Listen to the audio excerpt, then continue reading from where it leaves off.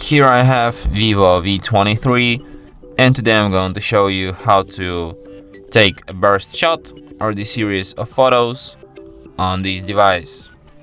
So firstly you have to open camera, then hold down shutter button, and after that serial photo will start. So let me show you. Just hold down power shutter button, and as you can see I took 20 shots.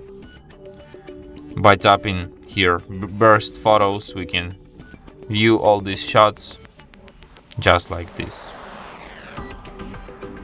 So yeah. And that's it. Thanks for watching.